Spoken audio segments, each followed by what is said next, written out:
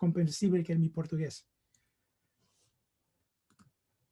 Entonces voy a hablar de un modo muy sencillo sobre las cosas que ya vi dentro de los casos de efectos adversos cutáneos a los biológicos. Vamos a listar los biológicos para psoriasis que existen en Latinoamérica.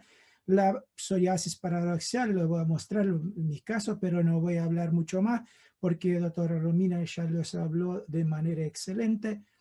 Algunas reacciones infusionales, porque son las cosas más comunes que acontecen en los pacientes que reciben los inmunobiológicos.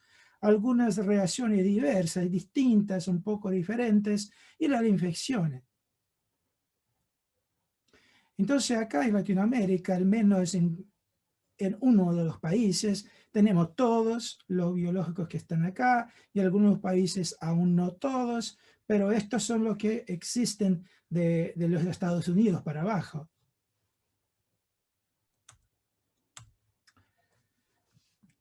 Lo que voy a hablar primero es sobre la psoriasis paradoxal, y la única cosa que quiero decir, un poquito más lo que la doctora Romina lo dije de forma excelente, es que se ligaron a acción exacerbada de la interferón alfa. Incluso los suizos que lograran a descubrir esto, querían llamarla de interferonitis, más incluso de que una psoriasis paradoxal. Bueno, y el manejo ya fue incluso en la charla de doctora Romina. Este es un caso que empezó a hacer adalimumab por la doença de Crohn, y esto es una cosa que se ve muy a menudo, que es los pacientes que usan para Crohn o para retrocolitis ulcerativa, bueno, logran hacer un poquito más, creo, lo que los pacientes que lo usan exclusivamente para psoriasis, inclusive los pacientes que lo hacen para artritis reumatoidea. Entonces lo que se ve es una psoriasis que está muy inflamatoria, más inflamatoria que de costumbre. No solo las placas eritémodas o descamativas, pero una inflamación importante con tendencia a pustulización. Esto se logró pasar con adalimumab. Pero no solo los anti-TNF, ya tuvimos casos con secukinumab de aparecimiento palmoplantar, lo que es una cosa clásica, pustulosa, con risankizumab incluso, francamente pustulosa, palmoplantar, una cosa que nos sorprendió tremendamente. Esto también se mira con otros ante-interleuquina 17, aquí un caso de ixekizumab, como doença psoriasis, una erupción inducida. Esta es una paciente que usó abatacept para su artritis reumatoidea, y lo que pasó es que en unos 2 o 3 meses hace como un lesetrelat de ceratosis seborreica explosiva en el cuerpo, y después de la ceratosis seborreica, por bajo de ellas, como un fenómeno de Koebner, una psoriasis. Y esto ella no tenía antes del uso de la abatacept. Después el uso de infliximab aún se quedó peor, con lesiones aún más inflamatorias. Entonces se cambió para otra terapia, para un Janus quinase, un bloqueador de Janus quinase para este paciente. Las reacciones infusionales son las más comunes de todos los efectos adversos de los inmunobiológicos, principalmente los subcutáneos.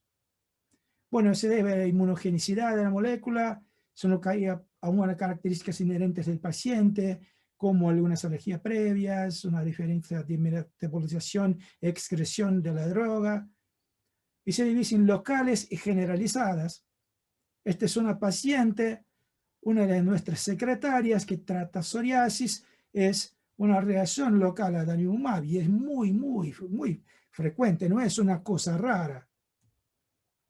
Este es un paciente que inclusive publicamos con reacciones tardías, no es solo que aparecen o que empiecen luego que se empiece el inmunobiológico. Por este paciente, en la tercera dosis de la medicación, acabó por desarrollar estas reacciones. La aplicación se pasó acá, pero la reacción es toda la región. Entonces, no solo en el local de la aplicación, pero incluso en la región toda. Aquí es un paciente con rituximab para artritis reumatoidea. No es lo que vamos a hablar ahora. Ahora solo para los pacientes con psoriasis. Bueno, y ¿cómo se maneja? Con histamínicos, sedantes, si este paciente tiene prurido, con corticoides tópicos, con frío local, si el paciente siente alguna cosa de quemación o sensación de calor, y el caso resistente o más grave, con progresión más grave, bueno, necesitan la interrupción de la medicación e incluso a veces se cambiar por otra clase de acción. Reacciones infusionales más graves con edema, reacciones más generalizadas, obviamente van a ser tratadas con el paciente en el hospital. Por esto es extremadamente importante por veces hacer la aplicación en centros de infusiones, en ambiente de hospital, para que se evite que este paciente lo haga en casa, esas reacciones tan graves. Y así, bueno, el manejo de estas reacciones son como el manejo del angioedema grave, con epinefrina e incluso con algún algoritmo ya bien establecido. El desarrollo de dermatitis atópica en pacientes con psoriasis que usan inmunobiológico. Esta es una cosa que se ve y se veía con rara frecuencia en los pacientes con anti-TNF, pero incluso estamos viendo algunos pacientes que ya mejoraron completamente, ya no están aclarados las lesiones de psoriasis, pero tienen dermatitis atópica después, desarrollan dermatitis atópica pruriginosa y con histopatológico de espongiosis y dermatitis atópica, no de psoriasis. Otra cosa que se viene son algunas foliculitis en algunos pacientes. Bueno, ese paciente se piensa que sacó todo el piel y se quedó con esta foliculitis reaccional al procedimiento, pero no, este es un paciente que ya hacía este tipo de procedimiento antes del uso de secukinumab y algunas reacciones acneiformes al secukinumab. Incluso tuvimos una paciente que, desafortunadamente, no tengo las fotos, pero que desarrolló una dermatitis similar a hidradenitis suppurativa después del bloqueo ILS7. Esta es una paciente incluso con una reacción sarcoidosis-like después de adalimumab, y esto ya se sabe que puede pasar incluso en el pulmón, en el otro órganos, algunas reacciones sarcoidea, granulomatosas después del uso de los anti-TNFs. Cuando se paró el uso del adalimumab, la paciente mejoró por completo. Se cambió la medicación por otra.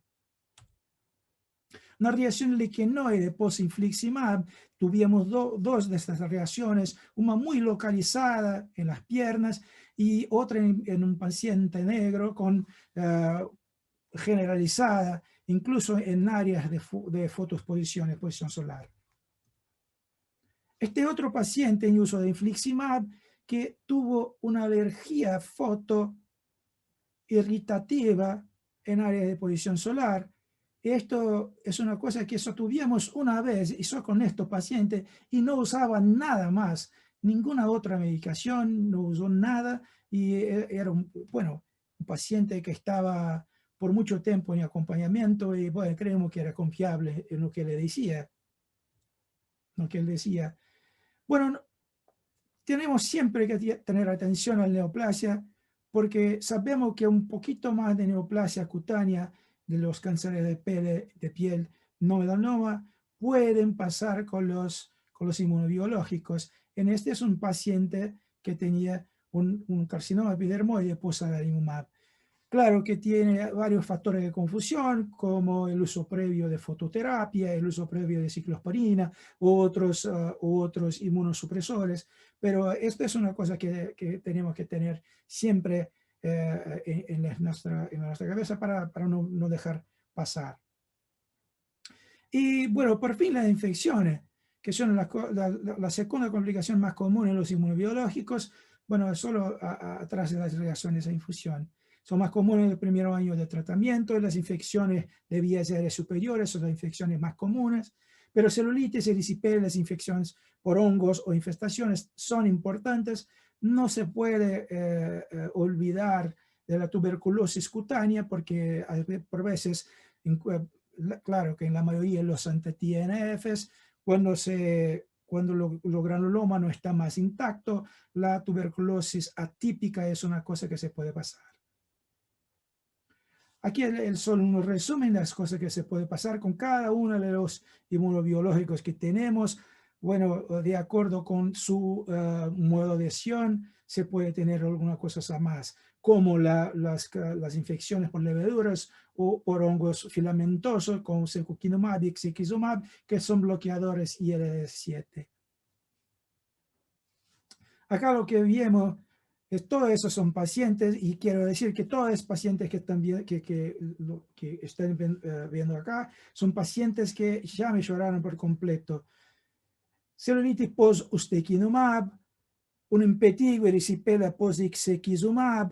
Acá no vemos las lesiones de psoriasis, acá lo vemos algunas lesiones bollosas infecciosas y ya una artritis séptica. Entonces, siempre tener la precaución de evaluar inclusive las articulaciones cuando tenemos la infección muy cerquita o muy extensa, que puede lograr hacer una infección, bueno, de las articulaciones y una artritis séptica. Este es un paciente con psoriasis que mejoró por completo de su psoriasis, pero ha desarrollado un impetigo post-adalimumab muy grave, una paciente que acabamos por ponerla en el ambiente hospitalar, pero la recuperación completa después. Alguna foliculitis verdadera, acá por post-ustekinumab en estos dos pacientes. La candidiasis post-secukinumab es una cosa que puede pasar y pasa, y bueno, y no solo con secukinumab, pero con todos los bloqueadores de IL-7. Y esta es una cosa que es muy cruel para los pacientes, incluso los hombres, pero las mujeres principalmente, porque esto es extremadamente sintomático. Bueno, y recidiva, a menudo recidiva, y por veces tenemos que cambiar el bloqueador de IL-7. Y no solo los fungos leveduriformes, pero filamentosos también. Acá es un paciente con humatinia post-secukinumab del cuerpo entero, bien que acá tiene la piel completamente sana y acá todo el tronco con una infección por hongo, por dermatófito. Las infecciones virales, algunos pacientes con múltiples verrugas vulgares después de anti-TNF, herpes zóster después de etanercept, un herpes zóster después de secukinumab incluso, y un zóster con paralisía facial después de la adalimumab. Entonces, bueno, para concluir, los tratamientos deben ser dirigidos al agente causado de la infección, evitar uso de antibióticos tópicos en monoterapia, empezar el tratamiento más breve posible, el caso de agravamiento de la infección, suspender el inmunobiológico y considerar internación hospitalaria para los pacientes más graves que no esté con un bienestar general adecuado. Esto es todo. Muchas gracias. Obrigado.